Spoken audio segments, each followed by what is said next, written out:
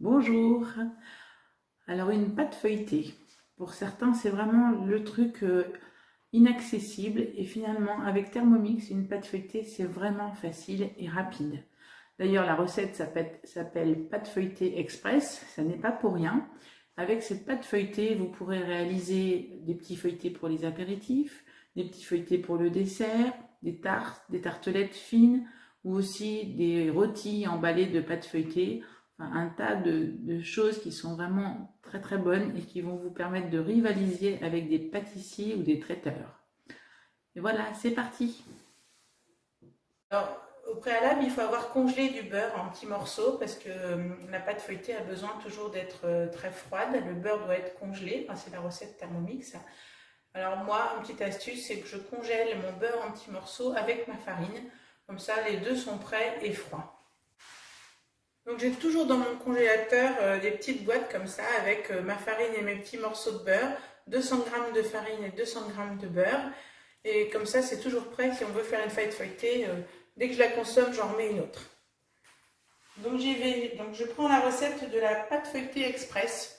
C'est celle qui permet de faire le plus de choses. Donc on y va. Donc je mets mes 200 g de beurre et de farine. Enfin 200 g de chaque donc. Voilà, dans mon bol. J'en ai mis à côté. Pas grave. 90 g d'eau froide. Alors, ce qui est encore mieux, c'est d'avoir mis un pot au frigo. Là, je ne l'ai pas fait. Si vous n'êtes pas sûr de votre coup pour mesurer l'eau, le mieux, c'est de mettre un petit bol par-dessus le couvercle du Thermomix. Comme ça, on est sûr de ne pas dépasser. Ce que je ne suis pas tout à fait sûre de faire maintenant. Voilà, 90. Et une demi-cuillère à café de sel.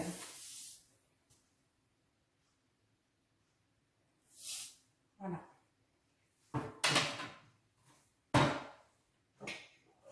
Je mets mon couvercle et mon gobelet doseur.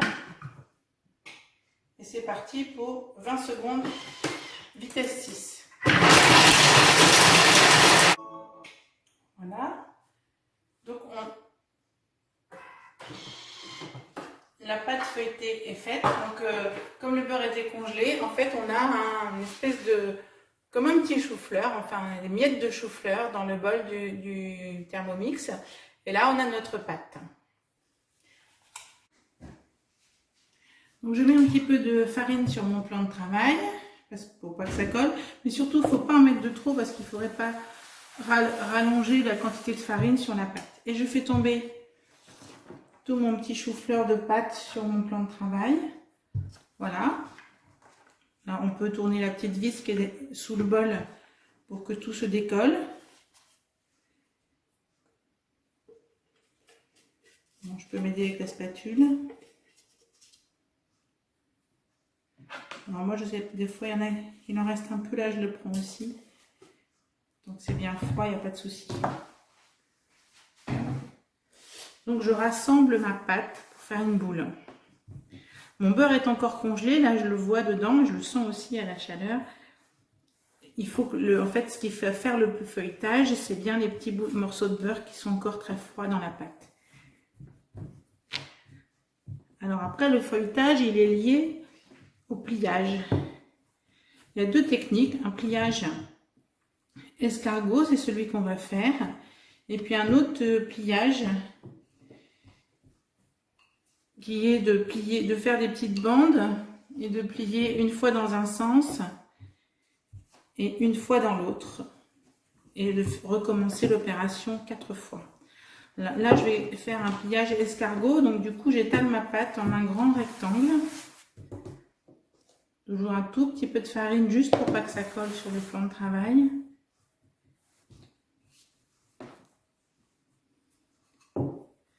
Et un petit peu sur mon rouleau. Alors c'est dur parce que forcément le beurre il est encore congelé. Donc c'est un petit peu dur à étaler, mais...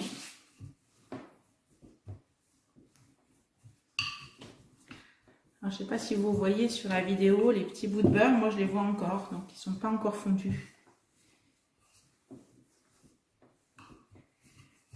Vous voyez ma vidéo avec ma pâte. Alors je vais commencer à étaler, à enrouler dans un sens. Là, je prends un des côtés, un des bords, que je roule sur elle-même, voilà, comme ça. Et je roule jusque de l'autre côté. Voilà. Et c'est ça qui va faire le feuilletage, puisque maintenant, je vais rouler dans l'autre sens pour faire mon escargot.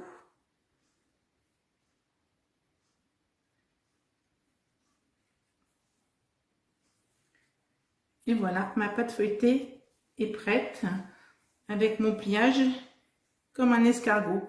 Comme on avait un feuilletage, on a un pliage d'un côté et l'escargot de l'autre.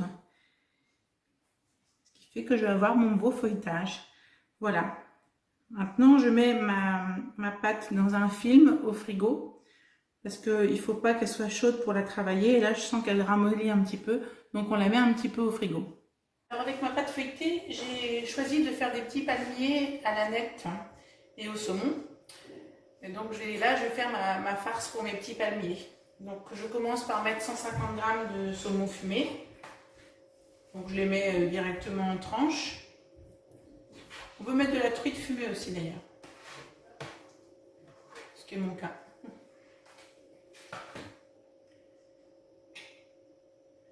Donc je mets le couvercle parce que je vais mixer mon saumon.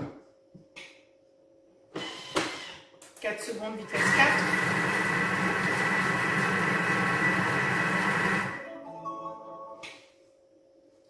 Ensuite on met du fromage blanc ou du fromage frais.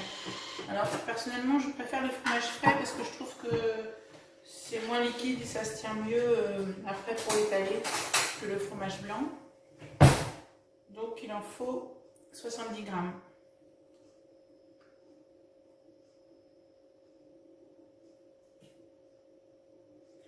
Ah, 68.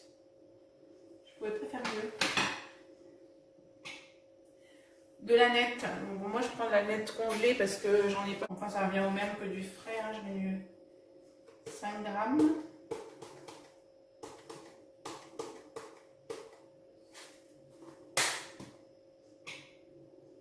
Du purée j'en mets pas en fait parce que je trouve que ça modifie le goût. J'aime pas trop. Et je mets un petit peu de poivre. Surtout pas de sel parce que le saumon fumé est déjà salé. Et voilà. Donc 10 secondes vitesse 2 et c'est à l'envers. Ça va faire ma pâte que je vais pouvoir tartiner sur ma pâte feuilletée. D'ailleurs cette mixture elle peut aussi à mon avis servir de tartinade. Voilà. La tête que ça a. Donc j'ai ressorti mon escargot du réfrigérateur et je le mets comme ça pour avoir bien tout le feuilletage.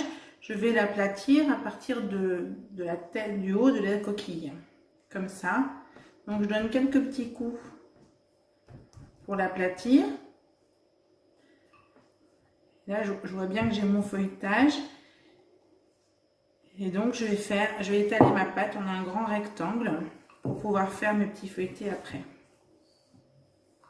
Il ne faut surtout pas le remettre en boule, hein, parce que sinon le feuilletage n'existerait plus. Toujours un petit peu de farine pour éviter que ça colle à mon plan de travail, mais toujours bien étaler la farine pour pas qu'il y en ait de trop.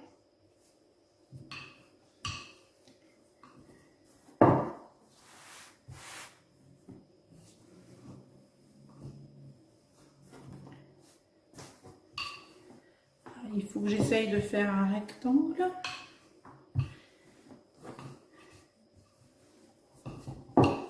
Je suis plutôt partie sur un rond, mais on va essayer de rectifier ça. En la mettant bien sûr de la même épaisseur partout. Alors c'est la même méthode qu'on utilise pour faire les petits feuilletés sucrés. Même principe, Sauf qu'au lieu de mettre de la crème au saumon et à l'aneth, on mettra du sucre. C'est une tuerie, hein, les petits palmiers sucrés. Si vous avez déjà essayé, franchement, c'est bien meilleur que ceux qu'on achète en petits paquets au supermarché. Alors là, j'ai un petit défaut. On va essayer de rectifier ça. Hop. Voilà. Donc mon rectangle est fait.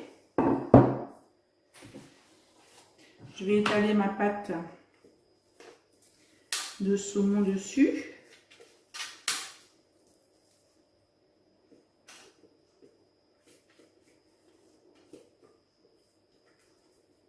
Là, dans le cas présent, on va utiliser toute la pâte, mais par contre, si on faisait d'autres petits feuilletés avec des découpages de pâte, il faut surtout les petites chutes, les remettre les unes sur les autres pour garder le feuilletage, ne pas les remettre en boule et puis après réétaler et on peut réutiliser toutes les chutes.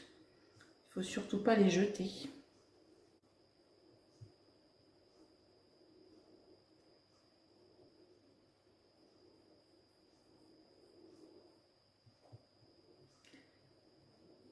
Voilà.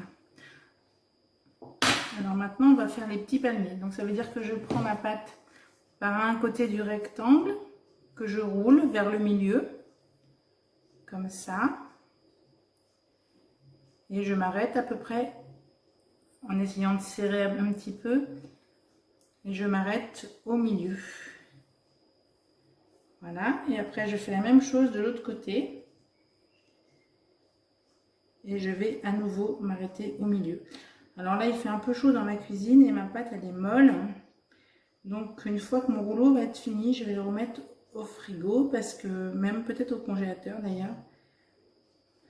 Parce que pour le couper, je serais beaucoup mieux avec quelque chose de refroidi, voire un peu gelé.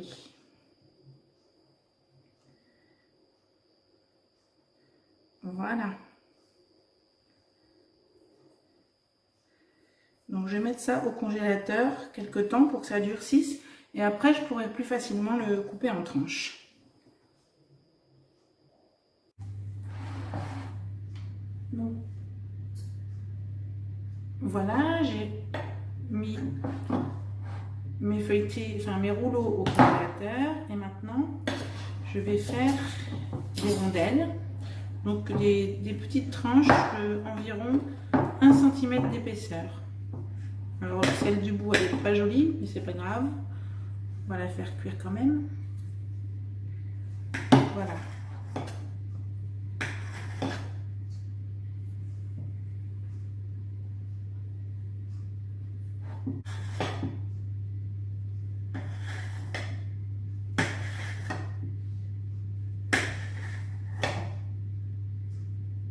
Alors j'ai allumé mon four à 180 degrés.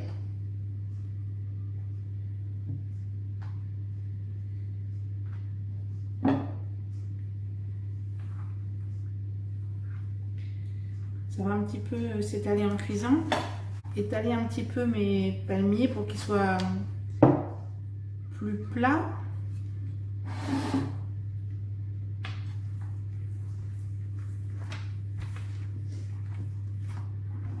Donc on redonne un petit coup de rouleau de pâtissier ou alors on prend le gobelet doseur pour appuyer un petit peu dessus. Ça va nous faire des petits palmiers un tout petit peu plus grands.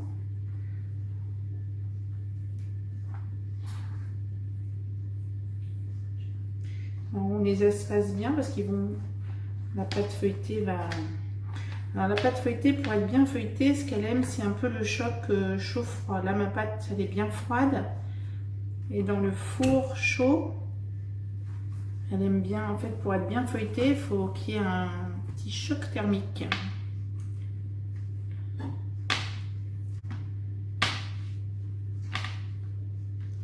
Voilà, donc je vais les mettre dans le four. J'ai peur qu'ils ne soient pas assez espacés. Je vais les mettre dans le four environ 12 à 15 minutes. Qu'ils soient un petit peu grillés, mais juste ce qu'il faut. Donc voilà, mes feuilletés sont cuits maintenant.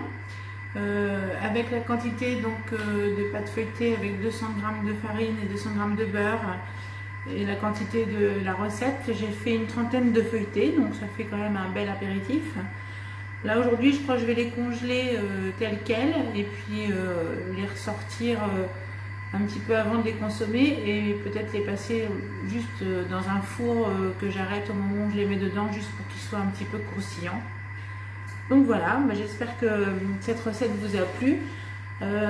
Avec la pâte feuilletée, il y a beaucoup d'autres recettes sympathiques. En tapant sur Cookie Dough feuilleté, vous aurez plein d'idées, salées, sucrées. Au niveau de l'apéritif, peut-être que je vous ferai une autre vidéo un jour sur les petits moulins, parce que c'est des petits biscuits apéritifs très jolis. On peut faire des saucisses roulées dans la pâte feuilletée, on peut faire, et puis bientôt bien sûr avec cette pâte feuilletée, en janvier on fera forcément des galettes.